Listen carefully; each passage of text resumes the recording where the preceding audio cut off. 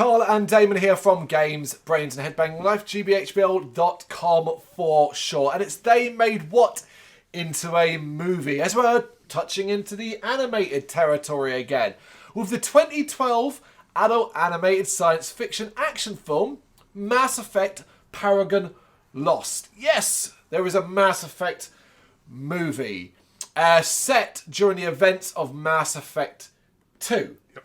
Directed by Atsushi Taguchi and written by Henry Gilroy. It is produced by BioWare, Fun Animation, TO Entertainment, and animated by Production IG.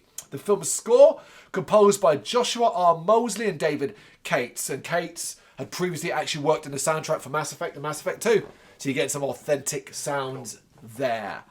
Before we get into the overall feelings on the movie, just run through some of the cast, really. Yep. Voice cast, of course. Freddie Prinze Jr. as Lieutenant James Vega. Did that make you laugh when you saw it was Freddie Prinze Jr.? Do you know what? When I was going for, after I watched the film, I didn't even know it was him. But then I done a bit of research. I thought, no, really? Yeah. Fucking bloody old Fred from Scooby Doo. Yeah, Freddie Prinze Jr. Yeah. Does he do the voice in the game too? Oh, I'm not sure about that. Because I would suspect so. I was going to check it out before I came here, but I didn't. Because I always wondered that. Because if he plays it in the TV series, maybe the game too. Maybe. I suspect so. I'm not sure. I didn't look into it either, specifically to the movie.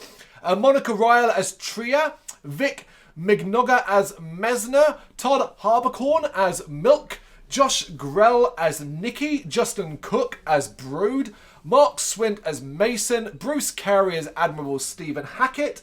Jad Saxton as April. Cara Edwards as Christine. Jason Douglas as Archuck. Patrick Selt as Admiral David Anderson. Eric Vale as Essex. Laura Bailey as Camille.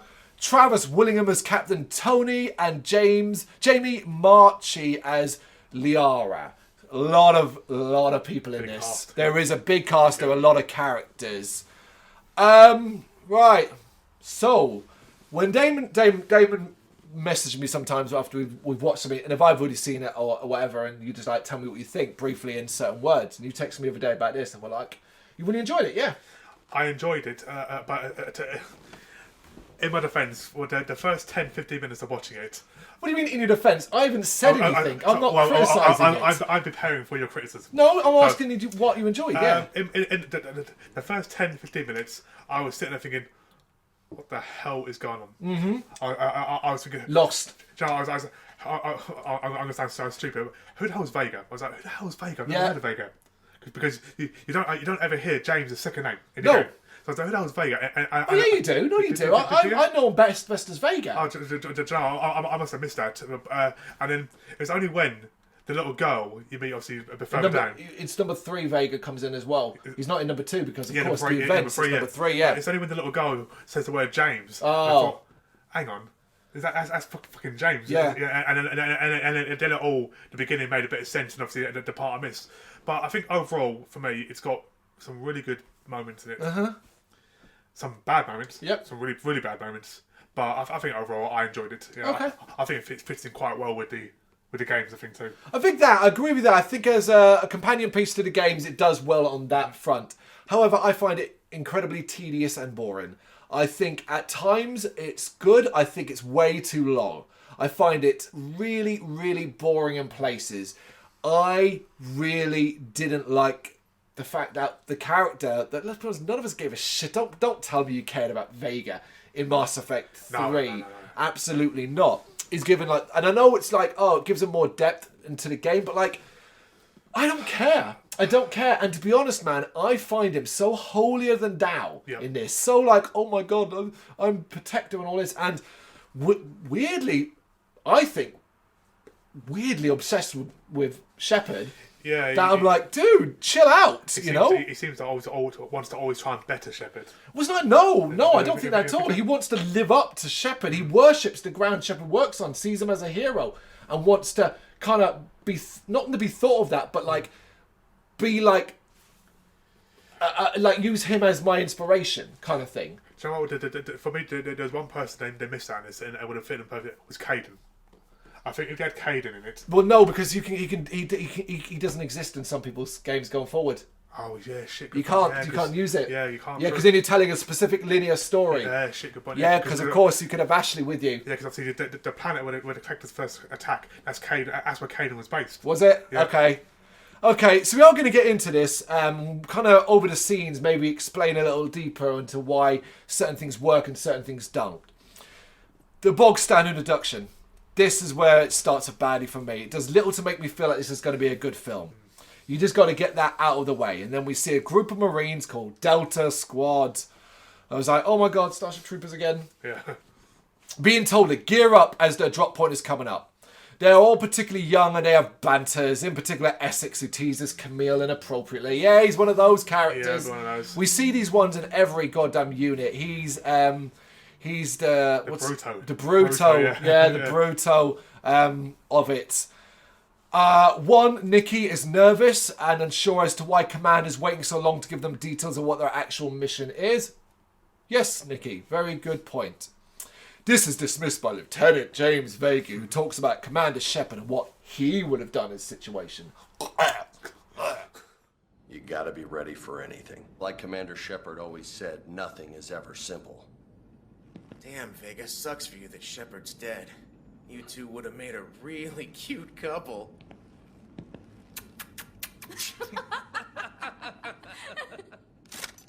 You think I'm ashamed to show respect for someone who saved billions of lives? I'm proud to follow that example. Laugh it up all you want, pretty boy. I know who my heroes are. Okay, someone's a little defensive.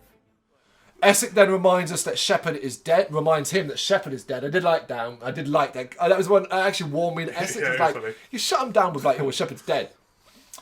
At this point in the story, and teases him, which everyone else finds hilarious. Vega then talks about Shepard being his hero.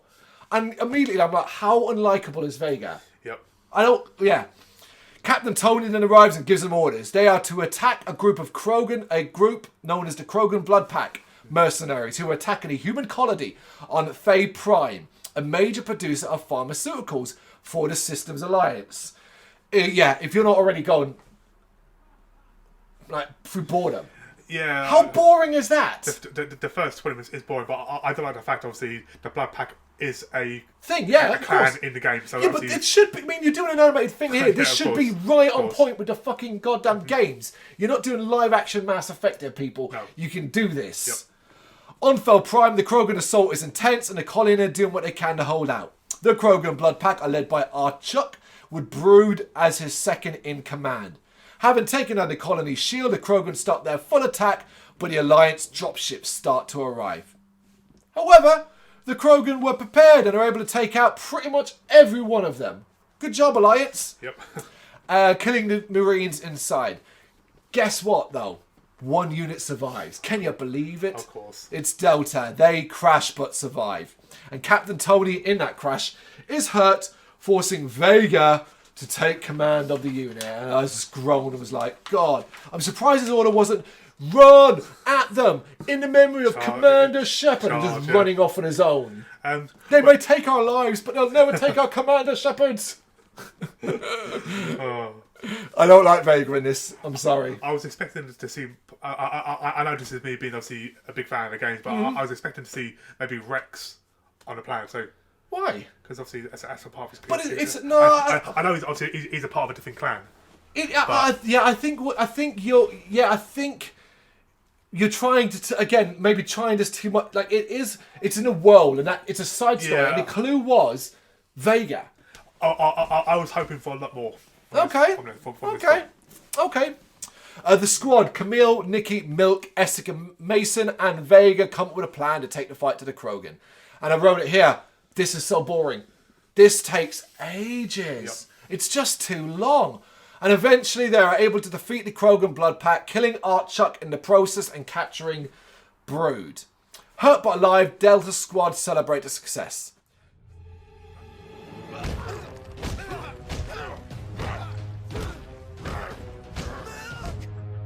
Shot! Shit! Now, say goodbye.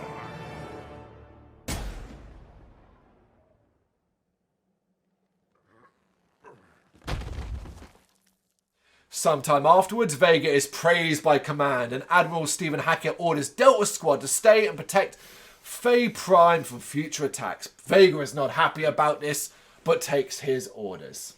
And that's a very long 20-odd minutes introduction. That's what it is. Yeah, I mean, I always judge a TV show by how Film. I normally play a game while I'm watching it, and with, for example, like Halo, the game was put down. Right. Because it was my full attention. But for the first half an hour of this, I was that one eye there, one eye there. Right. But I will say the end of this thing, the end of this film had my attention a lot more. Okay. Oh, that's cool. That's cool. I have to pay frickin' attention. I have to write the notes. Yeah.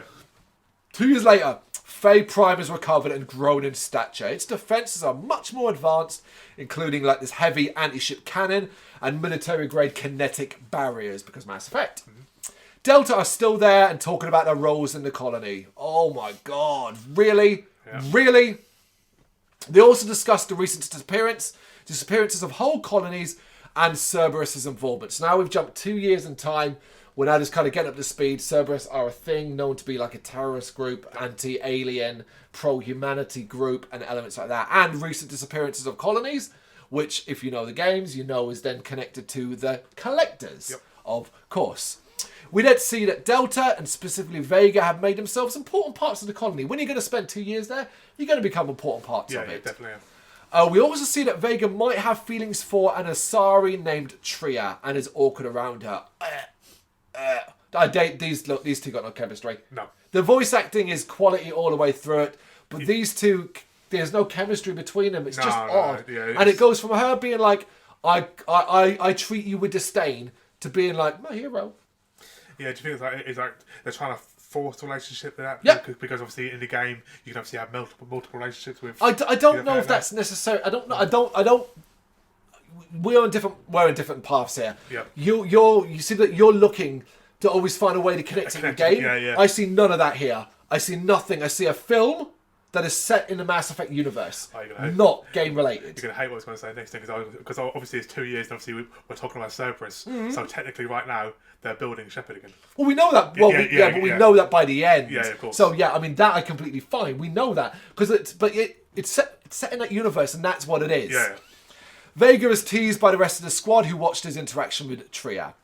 While being transported to another part of the facility, he meets Mesner, a private importer. They get out and come to a locked part of the facility, and we're told that security has been beefed up and they do not have clearance to go inside, which frustrates and annoys Tria because her lab is on the other side of that area. When Vega offers to help her get into the lab, she's actually really rude to him and blames the human. So it's like, all right, hitting it off with her there, Vega. Hey, I'll get your stuff back. Let go of my arm. Sad to say, this is the sort of idiocy I've had to deal with since you Alliance grunts took over our research post. Like you even care. Cut him some slack, huh? I'm sure the Alliance has a good reason for locking down your lab. That they declined to share with their own security detail will spare me. They are then called to come and meet the captain. He tells them that they have picked up a signal on a planet that is messing with their equipment. He orders the squad to go out and find out what it is. In a Mako provided by Mesner, so Makos, there you go, game stuff. Mm-hmm. They arrive at a different part of the planet and find an unknown alien device emitting a signal. Tria doesn't know what it is either, but gets upset when Delta destroy it. Because basically you have this thing where she's a scientist studying artifacts. Yep. And this could be an artifact related to, what are their names? The Protheans. Protheans. Delta Squad's like, we got our orders, blow it up! Blow it up! Do you know what I mean? It is like that. Yep. They continue to investigate the area and find Protean tech that Tria is able to interact with. Tria then reveals that her work is about finding out what happened to the Protheans. And she contacts her mentor, Liara. There you go. I don't know. I go, oh, yeah. Yeah? Oh, is that what it was? Oh, yeah. Well, I mean, at that point, I paused my game just to have a look at it, because obviously it's a bit of a reminder, from a brilliant game series. Yeah, I was just reminded of, I sat there and I was like, banged you. Did you romance Liara at any point? Of course. Yeah, absolutely. It was always a... Liara, not always her. No. Miranda was another. Yeah, Miranda, yeah. I did Jack as well in another one.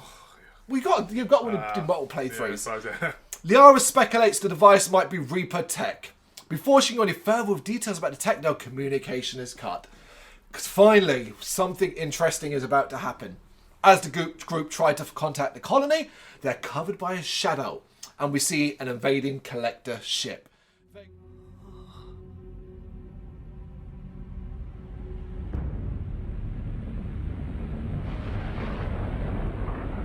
Back to the colony. Now!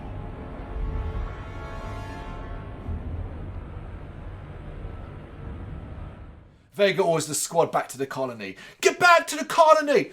I was about to say Master Chief. That's what Shepard would say. All right, he's not that bad, but No. honestly, his obsession with Shepard drives me nuts. I do think that Freddie Prinze Jr. does. He's good. The voice is good, yeah. Yeah, absolutely. I got no issues with any of the voice acting for the most part.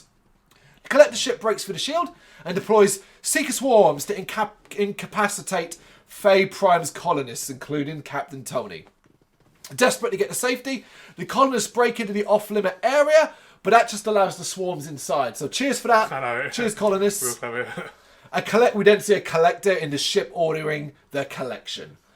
Delta view this from afar, but don't know who or what these creatures are. So I did like that. I kind of expected it to come in with the collectors being known, Yeah. but they're not at this stage. So that was cool, because actually that makes sense, because isn't it really Shepard that kind of discovers the true role of the collectors? Yeah, so, yeah. They make their way into the facility, attempting to be stealthy, coming across paralysed colonists. So yeah, that's what the Seeker Swarms do. If you'd forgotten, they paralyse so they can simply be taken aboard. Yeah. Easy as that. Yeah, for me, this is when it starts to improve. The first half an hour was boring as hell, pointless. They could have literally cut the entire bit and just like sort of To start from the literally, Prime. the 2 years later part. Yeah, exactly. 2 Yeah, years because he later. could have easily caught us up to speed there. Yeah. I agree. They attempt to prevent the colonists' capture, but unable to do so. Not knowing what the collector's goal is, they try to disable the collector's ship with the big anti-ship cannon. And that plan fails and the cannon is destroyed. And I was like, you guys are rubbish. Like, you are rubbish. Your job is to protect this colonist, and they're all getting fucking taken away. It just shows what is the Shepherd says that they're so far behind. Yeah, the everyone advances. else. Yeah. Haven't got the attention of the collectors now, though, so that's the one thing they did do correctly, was get the attention of the collectors. Delta have to retreat into the underground labs. However, not everyone makes it. Camille is snatched away by drones, and Essex is paralysed by Seekers while defending the laboratory door. Shit! What's going on? The little one's crawling through the gap. They're inside. Just go, Mason! Move it! Guns don't work on these little bastards! I'll have to use my biotics to hold them back! Closing, people! Stand clear of the hatch! Come on, you two. Stop screwing around. Essex, you dumbass, get in here. You're stepping all over my big moment! Come on, man. Delta try to contact Alliance Command, but can't get through on the comms. Obviously, it's been scrambled. They then see the collector ship destroying any ships, so they can't escape. So it's a troublesome scenario for them. The remaining squad go out and get Essex, and while checking them out and looking into what Alliance knew about the collectors, which turns out to be not much at all, they discover a possible antidote for the Seeker Swarm's paralysing agent. Convenience is as convenience does. Yeah. Is it convenient? Yeah, it is, but I'll take whatever. I mean, obviously, again, I'm going to say, obviously, there's no such thing as a cure in the game at all. Of course. So, yeah, it's just, well, for the paralysing agent. Yeah, the that's, yeah. You know, it's fine. It's fine. It needs to be in this for a specific reason. Yeah. You know. They then find out that Mesner now reveals that he's actually a Cerberus agent who's been trying to access the labs. He claims that Cerberus are also trying to find a cure for the collector paralysing agent, and fills them in on what he knows about the collectors. Hearing noises from downstairs, they find Brood, some banging, and they find that Brood has actually been there all along, kept in a tank as a test subject in the labs. All right. Yeah. Nice. Yeah. 2 years to trap there. Yeah. Sure, he's going to be happy to help you. Well, you know, they get around that. Yeah, I know. Fair enough. They obviously refuse to let him free, as we see the colonists being transported into the collector's ship. Vega and Tria now share a moment when he wonders if he made some bad choices. And I was just kind of like, oh, this is what I mean about no chemistry. This feels like it comes out of nowhere. Yeah, And it's like, it's forced. It's very forced. it doesn't feel natural, no. But because he's a right weirdo, he then turns this into a love affair about Shepard again. I'm like, dude, why do I get the impression, right? I'm going to be a bit crass here. But why do I get the impression that he's getting down with Trey? He's, Trey. He's going to call her Shepherd in bed, ain't he? Oh, yeah, Shepherd, He's going to call her Shepherd in bed. I can see it coming. Yeah. I think you did what any good leader would do. There was no right choice, so you made what you thought was the best choice. If I were Commander Shepard, I would have found a way to save all those people. Well, you're not Shepard, you're James Vega. You know, it's funny, Admiral Hackett gave me some similar advice once. Nicky reveals that he thinks he's worked out what the antidote is. Fine. And Trey administers to Essex, but it doesn't work. Hearing thumping again, they think it's Brood, but Mesner reveals it's something at the door. As Delta prepare for an assault, the door to the labs is then torn open by... And there are a couple of times in this film where I'm like, oh, I didn't expect that. This is one of those. It's a Praetorian, but it's been fused with Camille's body. Yeah. And I was like, that's dark as fuck. Yeah. It was unexpectedly dark. But, yeah, I wasn't expecting it. I was prepared they were going to use her to talk through her. That was my first initial thought. Oh, like Reaper-wise, right. Yeah. That's what I initially thought. But yeah, no, it was definitely like, wow. I know it's obviously an adult movie. Yeah, and we already gathered that. With all the blood and stuff like that. Yeah, we gathered that, and I knew people were going to die. But I didn't quite expect that visual. Nope.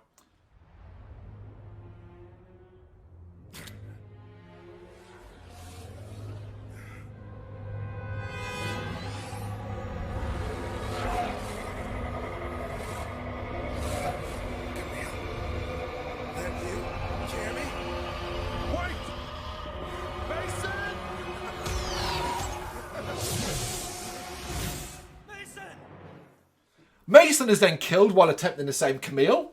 Delta Squad is forced to retreat, leaving Essex behind. So, sorry Essex, can't move you, so it's not working too much. And make their way deeper into the labs. Vega decides to free Brood, who agrees to get them off the planet if he is freed. Brood is also repaying the debt he owes Vega for not allowing him to be killed 2 years before. So we should have said at the start.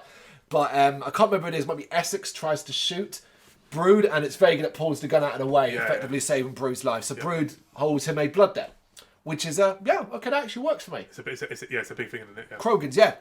Brood leads Delta Squad to his hidden ship. This part I didn't like. What do you mean it's a hidden ship? It's in a hangar. How is that hidden? When no one else on Fae Prime ever... Hidden there for 2 years. So... Hey, Dave! Do you know where this door goes? No idea. Leave it then. Right, do you know what I mean? Come on.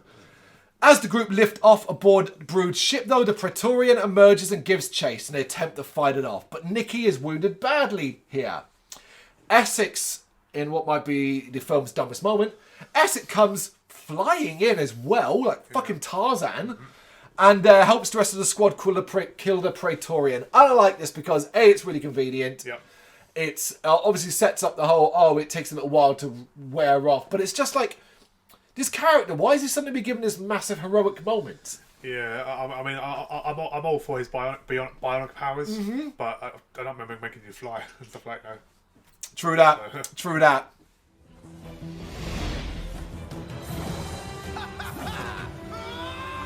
What the hell? Hey, it's Essex!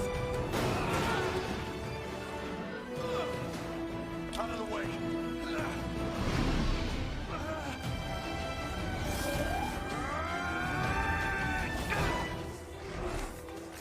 Chew on this!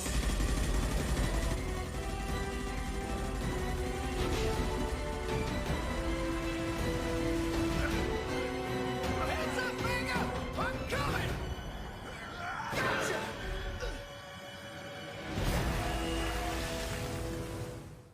After that, Nicky passes away from his wounds, and I was like, oh no, that one died. Because I'm going to be honest, a lot of these characters are interchangeable. And even now I'm like, I can picture Essex.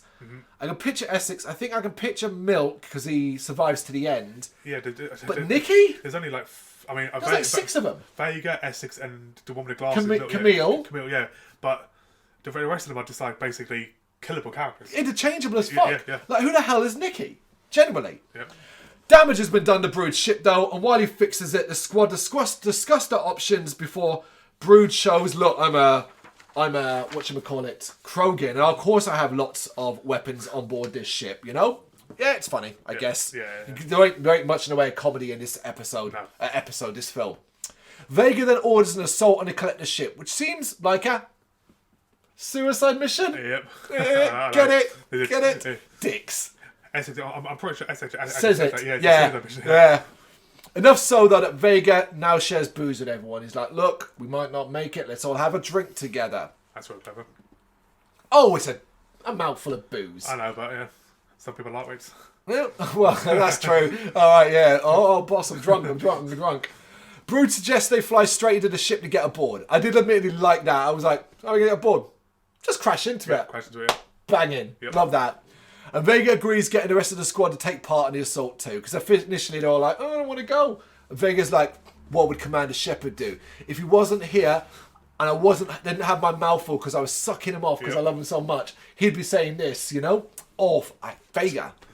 On the Collector ship, the Collectors are making their plans to leave now. So it's now or never for Delta, who successfully avoid fire and smash their way into the ship. Inside, they stare and wonder at the inside of the ship and see the humans locked in pods. Brood starts blasting them further to the ship as the Collectors obviously now start trying to defend. Delta fight them off, but before Brood can take out the drive core, Messner shoots Brood. Was surprised again by that. Yep.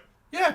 Very surprised, yep. The ship crashes and the Collector ship enters orbit with Delta Squad having been captured and paralysed. And it seems like it's all over. Yeah. And then we see the Collectors wipe out the colony from orbit. It's like, oh, like I said, it's got these really dark moments. Yeah.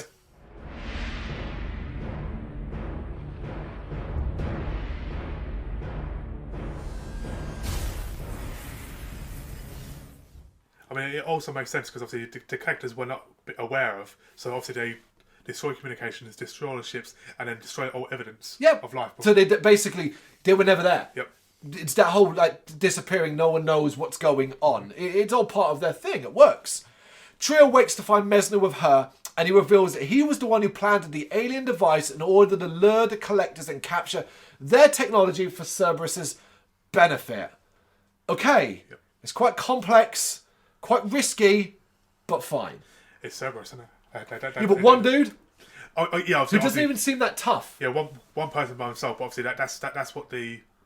The gunner. What? The head of Cerberus. Oh, doesn't we match Cerberus guy? Yeah. But I think they're going to complicate it in a minute with something I don't understand. Yep.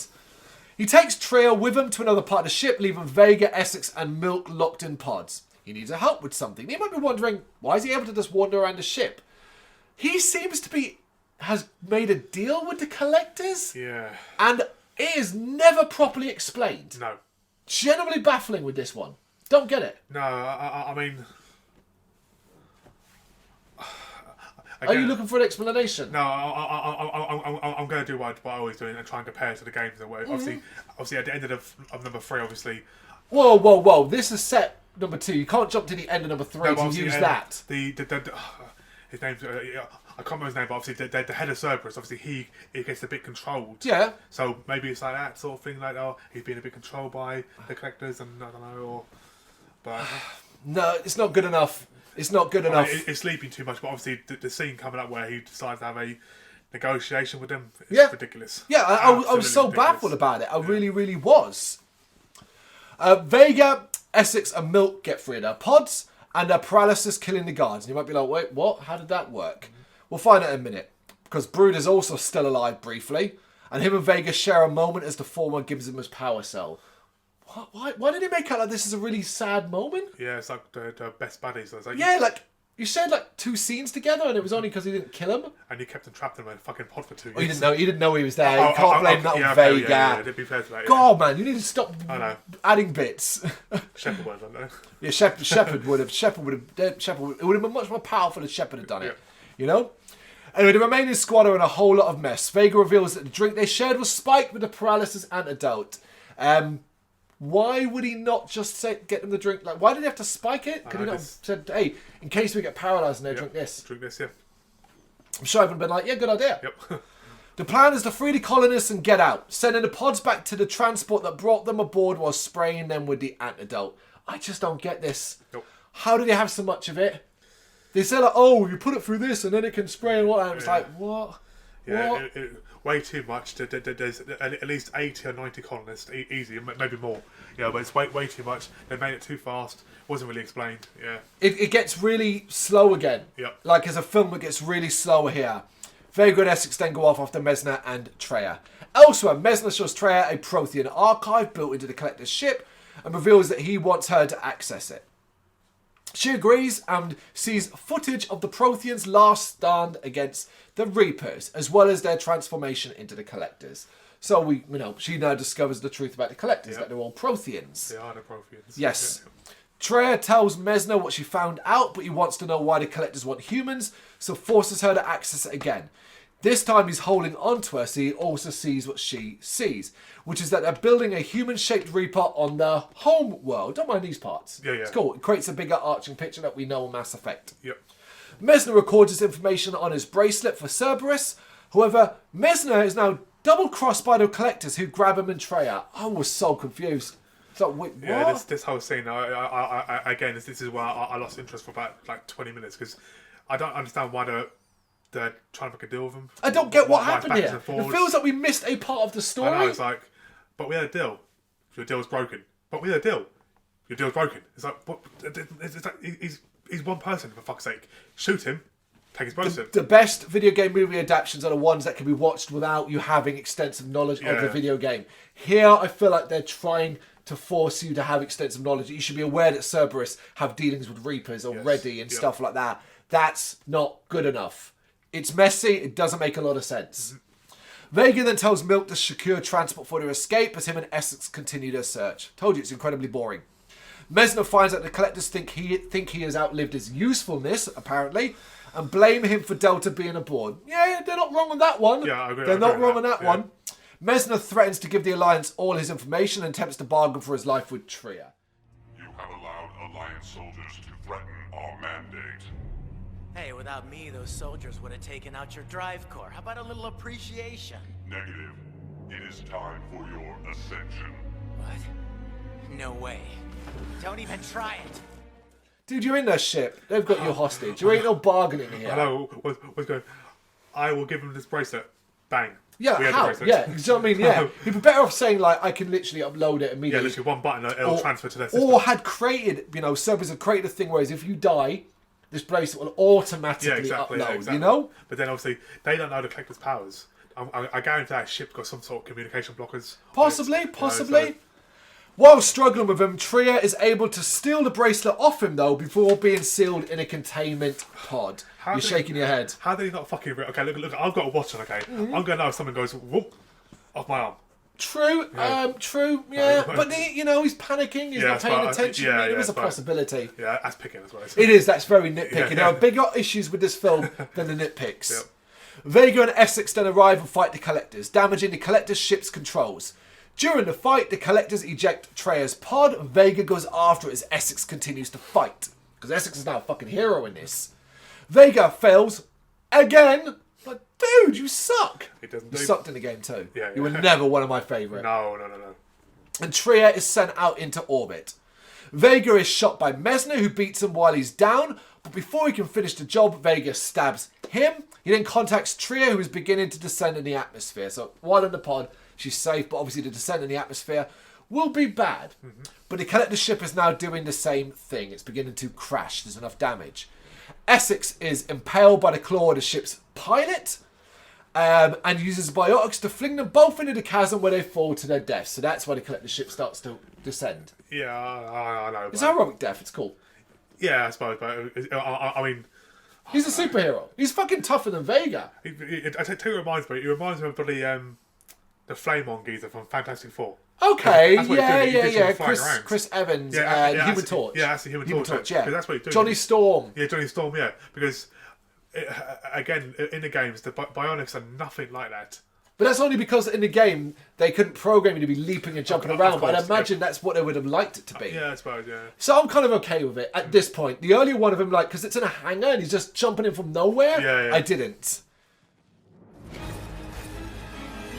with me, Essex? Oh, hell yeah! As long as they keep on coming, I'll just keep knocking them down.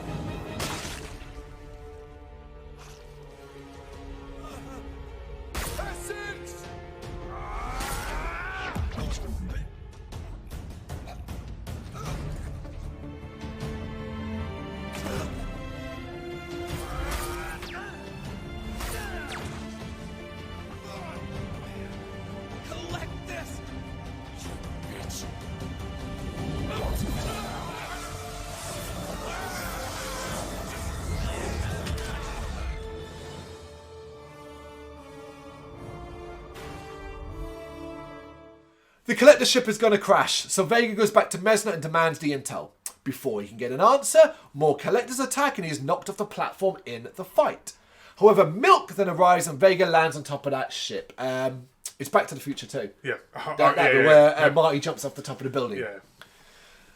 Yeah. We then see the colonists all awake now, awaiting Vega to come and get them off the ship.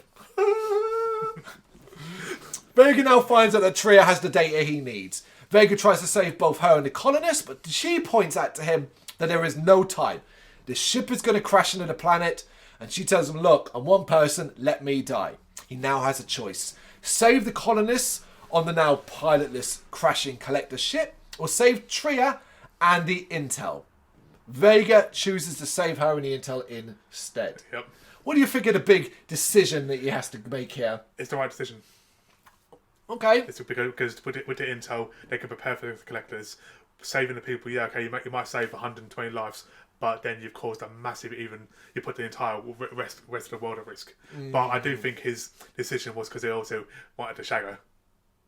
Yeah, that's an interesting one. I do think that, but it is the right decision. I actually disagree with you on that. I think by him knowing about the collectors, having been on the ship, there's enough information to know now to humanity, this is a threat, this is what they're doing, we need to go look for them and save people. Going based on the games of how the council was with the Reapers, they never believed Shepard until he proved it. But the ship is crashing. The ship isn't going to vaporise into nothing. You're going to have the proof right on Faye Prime. But by the time they get back, the ship could have been removed by the collectors themselves. Because obviously they've done well to be hidden for a while. You know, I think that's a lot of presumptions. It is a lot of presumptions. It is a lot of presumptions.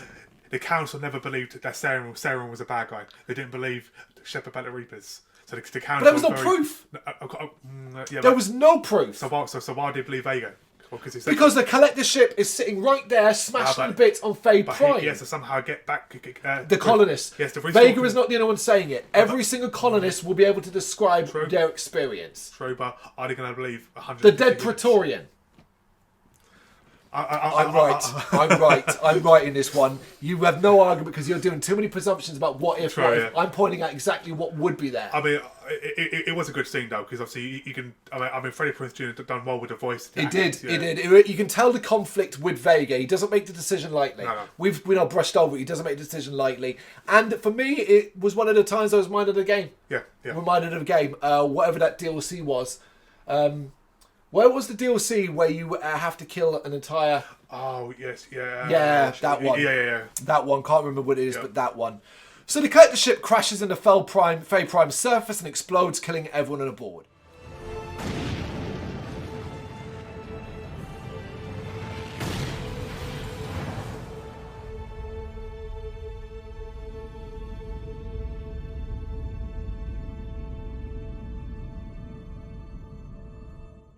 Sometime after, on the Citadel, Vega is commended by David Anderson and Admiral Hackett for his decision.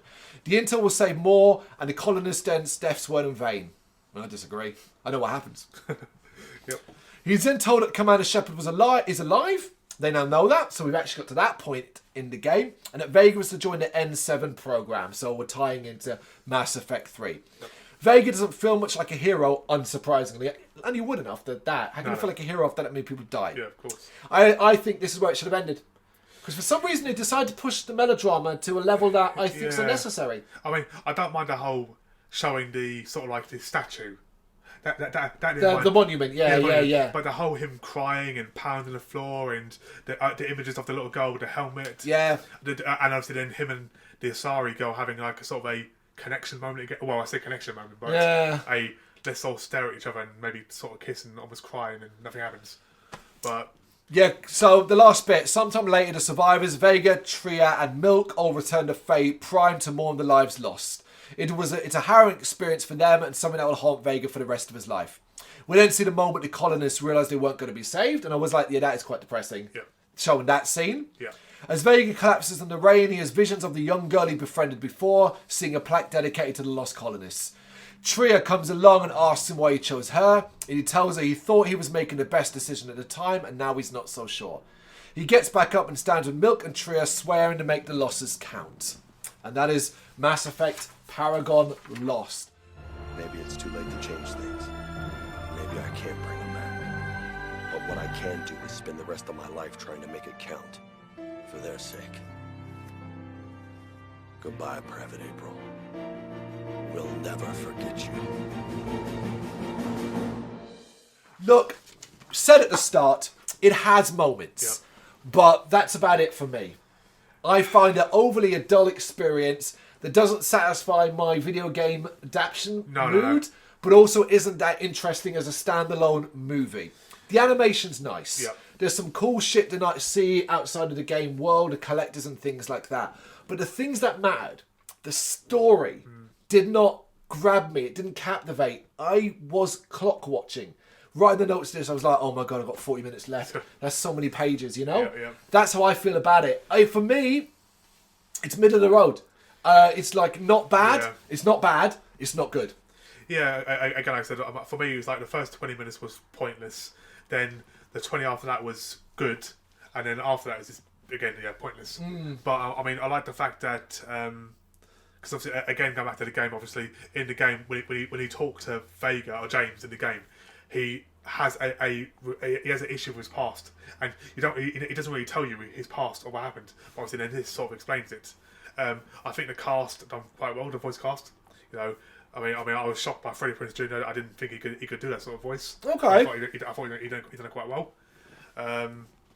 But yeah, I mean, overall, this is 130 minutes. It could have easily been an hour, 60 minutes. Yeah. Oh God, what is it? It's 90 minutes long. Yeah. It's 90 minutes long. Yeah, it's an hour and a half. Yeah, it's an hour and a half. Not 130 because that's 2 hours. It's an hour, about an hour and a half. Yeah, very very long. And it's the only, as far as I'm aware, it's the only Mass Effect full length feature. So you know, and they're not likely to make anything in the sort of rumoured future stuff that you kind of see. I don't think Mass Effect's part of that conversation. It's Paragon Lost, Mass Effect Paragon Lost, a 2012 animated science fiction action movie. What do you think of it? Do you like it more than we do? Have you got a defence of some of the things we didn't quite enjoy? Let us know in the comments. Thank you very much for watching. If you liked what you saw, please help us out by giving us a thumbs up and hitting that subscribe button. If you really liked what you saw, consider donating to keep the website and channel running by buying us a coffee via our coffee page or picking up some merch from our Big Cartel store. You can check us out on gbhbl.com as well as via our social media, Facebook, Instagram and Twitter, as well as listen to our interviews via SoundCloud, Apple Music and Spotify. Just search for GBHBL. Games, horror and heavy metal. What else is life for?